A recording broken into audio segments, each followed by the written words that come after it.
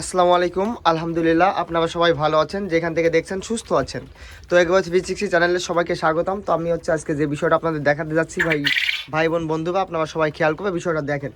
আমার এখানে যে ডিমগুলো দেখতে পাচ্ছেন, আসলে এখানে দেখেন আসলে কতগুলো ডিম হবে, খুব বেশি না। তো আমার এখানে কিন্তু 100-র মতো পাখি আছে অলরেডি। কিন্তু বাংলাদেশে শীতকাল চলে আসছে, কুয়াশা চারিদিকে পড়তেছে। তো শীতকালে পাখি যদি ঠান্ডা লেগে যায়, তো সেক্ষেত্রে দেখা যাচ্ছে পাখির কিন্তু ডিমের পরিমাণ অনেকাংশে কমে আসে। আমি গতকালকেও ডিম পাইছি প্রায় এখান থেকে 75টার মতো, আলহামদুলিল্লাহ।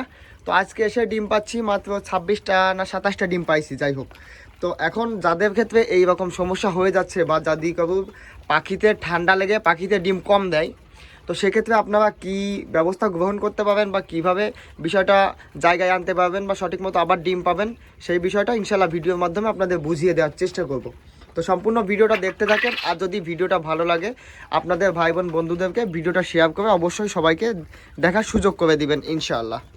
তো আমি এখন যে বিষয়টা আপনাদের বলতেছি, যে পাখি যদি ঠান্ডা লেগে যায়, তো সেক্ষেত্রে কী করবেন, আপনারা সবসময় চেষ্টা করবেন পাখির যে জায়গাটাতে রাখেন সবসময় সেই জায়গাটাতে লাইট দিয়ে, অন্তত শীতকালের যে সময়টা, এই সময়টাতে পাখির জায়গাটা সবসময় গরম রাখার চেষ্টা করবেন। আর যদি ঠান্ডা লেগেই যায়, ডিম যদি কমে যায়, তো সেক্ষেত্রে আপনারা ডক্সিবেট যে ওষুধটা আছে সেটা দিতে পারেন। সাথে আপনার ফার্স্ট বেড যে জ্বরের ওষুধ, ওইটা দিলে ইনশাল্লাহ দেখা যাচ্ছে 1-2 দিন যদি ব্যবহার করেন, সেক্ষেত্রে দেখা যাচ্ছে আপনাদের ডিমের যে পরিমাণটা সেটা আবার জায়গায় চলে আসবে ইনশাল্লাহ।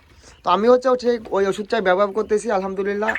তো এটা ব্যবহার করে একটু রেজাল্ট পাচ্ছি। তো আসলে একদিনে ব্যবহার করলে তো আসলে ফলাফল পাওয়া সম্ভব না, সেক্ষেত্রে দেখা যাচ্ছে 2-1 দিন সময় লাগবে। তো সেক্ষেত্রে আমি মানে সুস্থতার সাথে আসলে ওষুধগুলো দিচ্ছি। তো আমি এর আগেও এরকম হয়েছিল আমার পাখির ক্ষেত্রে। তো দেখেন আসলে আমি সেইভাবে ওষুধ দিয়ে আলহামদুলিল্লাহ ফলাফল পাইছি। তো তাছাড়া আর একটা দুঃখের বিষয় আপনাদের জানাই। দেখেন আসলে বিষয়টা দেখে কিছু বুঝতে পারতেছেন কি না। দেখেন এখানে ডিম কিন্তু অনেক ভাঙা। হ্যাঁ, দেখেন ডিমের খোসা ওই যে ওইদিকে পড়ছে। তো আমি এখানে ডিম টেপেতে করে কালকে রাত্রে সম্পূর্ণ টেপে ভরে রেখে গেছিলাম। তো সকালে এসে দেখি ডিম এখান থেকে কিসে খেয়ে গেছে। আসলে দুধ কলা দিয়ে কালসাপ পোষা একটা কথার মতন আসলে বিষয়টা হয়ে গেছে। আমি যেটা বলতে চাচ্ছি, আমাদের বাসার আশেপাশে একটা সাপ থাকে, বা ওই সাপটা আমাদের বাসার পাশে ঘোরাফেরা করে। কিন্তু আমরা আসলে ওই সাপটা অনেকবার দেখছি, কিন্তু কখনো আসলে মারি নাই।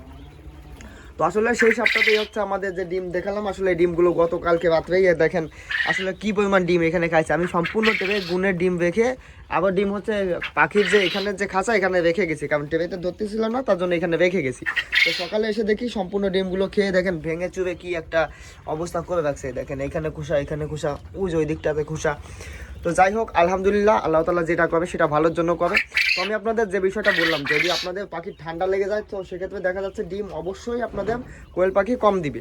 তো সেক্ষেত্রে আপনারা কোয়েল পাখি যাতে ঠান্ডা না লাগে এই শীতে, সেই ব্যবস্থাটা সবসময় গ্রহণ করবেন।